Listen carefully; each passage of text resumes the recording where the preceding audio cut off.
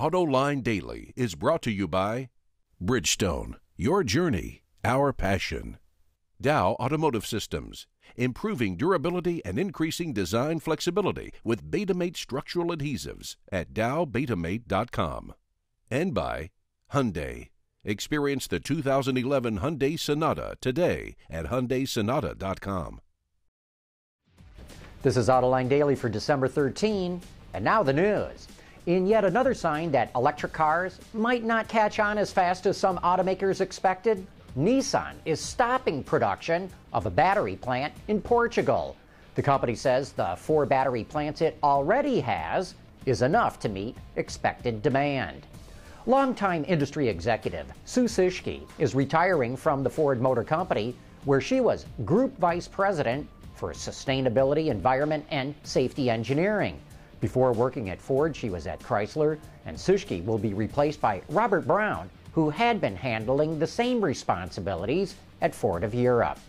Yesterday, Honda announced several new cars that it will show at next month's Detroit Auto Show. Now Lexus is teasing us with this picture of a front end of a new, yet-to-be-named concept vehicle that it will unveil at the show. The company says the design showcases the direction it's now heading in, and it looks pretty dramatic to me. Hopefully, this does signal a shift in Lexus design.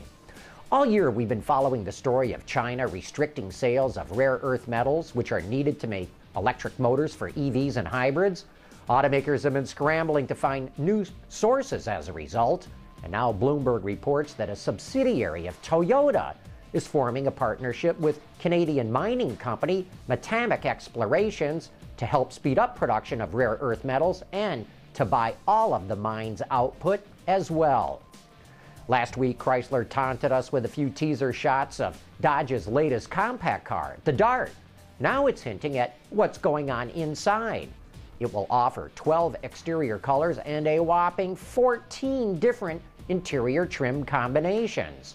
It's also going to feature a 7-inch color display in the instrument cluster, plus the company's latest Uconnect infotainment system with an 8.4-inch screen on the center stack. I can't wait to get to the Detroit Auto Show to see all the details. It's no secret that used cars are in extremely high demand right now. The Great Recession destroyed new vehicle sales for at least 2 years, which means supplies of late-model second-hand models are extremely tight. WardsAuto.com reports dealers are using innovative tactics to keep their lots stocked. One of their latest maneuvers is called mining. And no, salespeople are not putting on hard hats and swinging pickaxes. They're scouting their service lanes for potential buys. The strategy is working extremely well for some dealers. One store mentioned in the article is bringing in 10 to 12 vehicles per week. Keep an eye out for miners the next time you take your car in for service. Coming up next, it's time for You Said It. Dow Automotive Systems, driving solutions in automotive, commercial transportation, and aftermarket with innovative products like Betamate structural adhesives. Lighter, stronger, safer. DowBetamate.com. And now it's time for some of your feedback.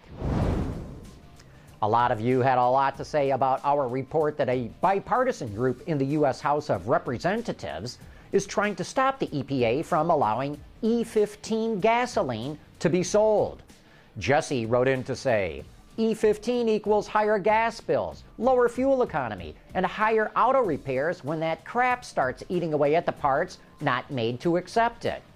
And we got this anonymous entry from a fuel system supplier who wrote in to say, we have pumps and lines capable of meeting these standards. We've been sending them to Latin America for years. But from a service standpoint, I'd love to see the E15 implemented. The ethanol in the fuel will eat away at the fuel pump gaskets and seals. I will sell a whole lot more service parts.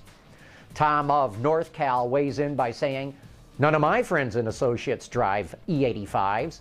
I mostly see them owned by a business or government organization. I'm seeing a lot more Leafs on the road in Northern California.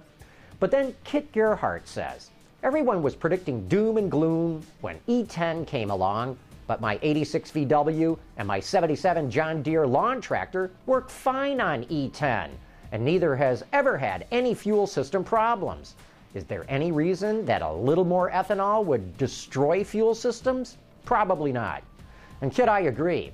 And I would point out that in Brazil, they've been running their cars for years on 100% ethanol with no problems. Of course, those cars are designed to run on that amount. And most U.S. cars made in the last 20 years can tolerate E15. In fact, today it's almost impossible to buy pure gasoline in the United States anymore. Almost all of it has 10% ethanol. Thanks for all your comments, but a word of caution here. Our comment section is for you to share your ideas and opinions, not to be nasty. It's okay to disagree on issues, even to vehemently disagree, but not to make personal attacks.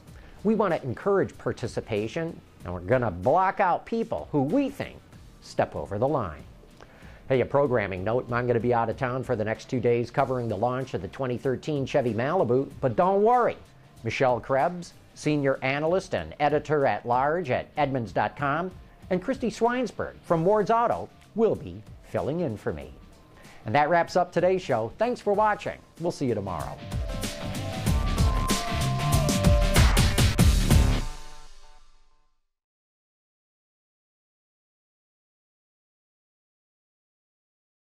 Ward's is the industry leader for news, data, and analysis. That's why companies across the globe subscribe to our premium service, maybe even your own. Log in for subscriber access now. Check your company's intranet for details, and rely on wardsauto.com to keep you informed.